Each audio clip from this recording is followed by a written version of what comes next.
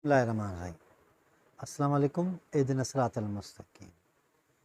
असांजी तालीमी निज़ाम में तालीम ते त ध्यानु ॾिनो वञे थो, पर क़ाबिलियत ते घटि। जेकॾहिं ॾिठो वञे त जेको इंसानु वधीक क़ाबिल हूंदो आहे उहो कामयाबीअ जे वेझो हूंदो आहे।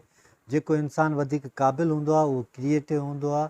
जेको इंसानु वधीक क़ाबिल हूंदो आहे उन में ॿुधण जी सघ घणी हूंदी आहे। जेको इंसानु क़ाबिल हूंदो आहे उहा नई शइ तख़लीक़ करे सघंदो आहे। जेको इंसानु क़ाबिल हूंदो आहे उहो हर मसइले जो हल कढी सघंदो आहे। पर अलमियो इहो आहे त असां वटि क़ाबिलियत जी एतिरी का ख़ासि अहमियत न ॾिनी वेंदी आहे, न ई वरी ॿारनि खे उन तरफ़ रुझान ॾिनो वेंदो आहे या ध्यानु ॾिनो वेंदो आहे। जेकॾहिं तव्हां क़ाबिल थियणु था चाहियो त सभ खां पहिरीं तव्हांखे क्रिएटिव थियणो पवंदो।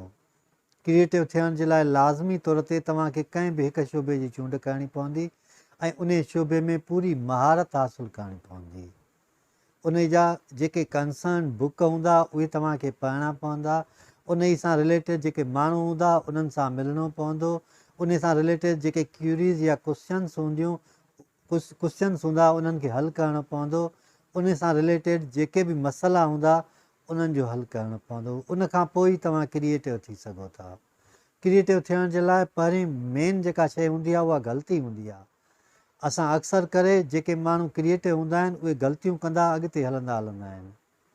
बल्ब जंहिं साइंसदान ईजादु कयो उहो हिकिड़े ॾींहुं सुतो पियो हुयो घर में, त हुनजे घर खे बाहि लॻी वई त हुनजो पुटु आयो हुन वटि डोड़ंदो, चई बाबा जंहिं घर में तव्हांजी लैब हुई उन लैब में बाहि लॻी वई आहे।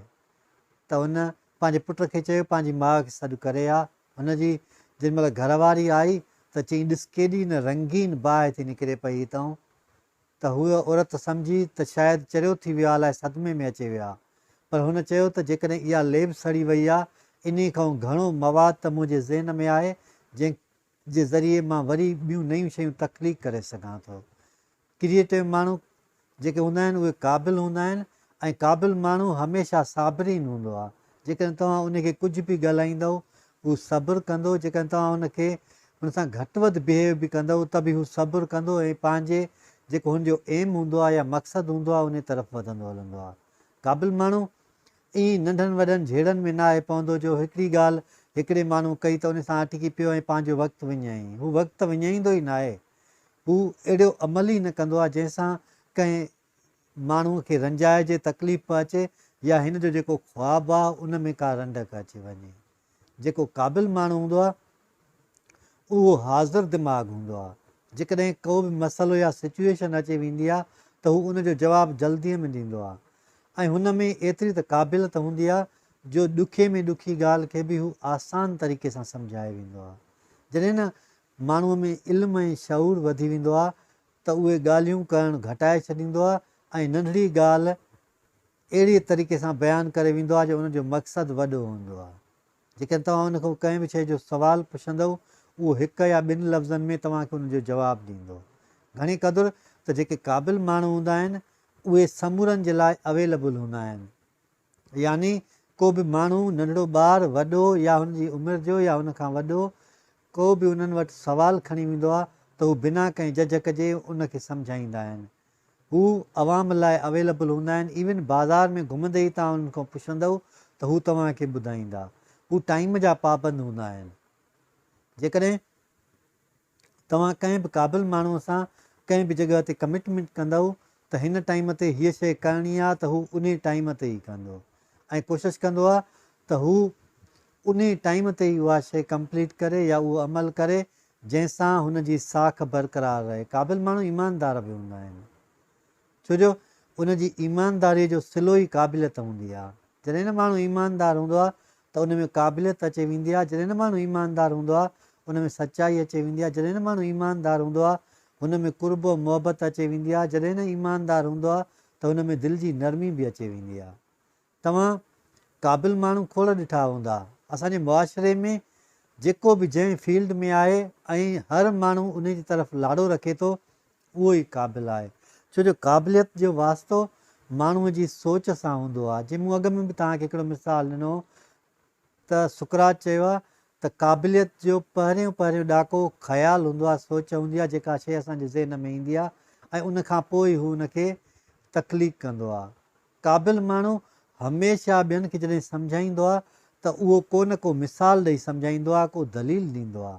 दलील खां सवाइ हू का बि ॻाल्हि न कंदो आहे। हुनजे दलील में वज़न हूंदो आहे, हुनजे दलील खे अहमियत हूंदी आहे। पर किन जॻहियुनि ते त ईअं ॾिठो वियो आहे त दलील खां वधीक पैसे वारे जी ॻाल्हि खे अहमियत ॾिनी वेंदी आहे, ख़ासि करे उन मुआशिरे में जिते अणपढ़ियल या अधु पढ़ियल या अहिड़ा पढ़ियल जिन खे इंफॉर्मेशन आहे उहे माण्हू घणा हूंदा आहिनि। तव्हां दलील जे बुनियाद ते जॾहिं ॻाल्हि कंदा आहियो त यकीन ॼाणो त उहा माण्हूअ जे दिलि जे अंदरि पहुची वेंदी आहे, हुनजो ध्यानु छिकाईंदी आहे। पर जेके न मञींदा आहिनि माण्हू, पोइ उहे दलील खे हटी करे वॾे आवाज़ सां ॻाल्हाइणु शुरू कंदा आहिनि। जेको न माण्हू तव्हां ॾिसो दुनिया में ॾाढियां ॻाल्हाए थो, घणो ॻाल्हाए थो, बेजा ॻाल्हाए थो, हरू भरू ॻाल्हाए थो, पक सम्झो त उहो क़ाबिल घटि ऐं दलील खां बि परे आहे। छो जो दलील ॾींदड़ माण्हू उहो हूंदो आहे जेको पंहिंजी ॻाल्हि खे कंहिं मिसाल सां वाज़े नमूने सां सम्झाईंदो आहे ऐं उनखे बयानु कंदो हलंदो आहे। जेको क़ाबिल माण्हू हूंदो आहे उन जे लाइ सॼी दुनिया सिख्या जो घरु हूंदो आहे, कंहिं हिकिड़े मख़सूस शोबे में न, पर हू जंहिं बि शइ में सिखण जी कोशिशि कंदो आहे त हू उन में इन थी वेंदो आहे।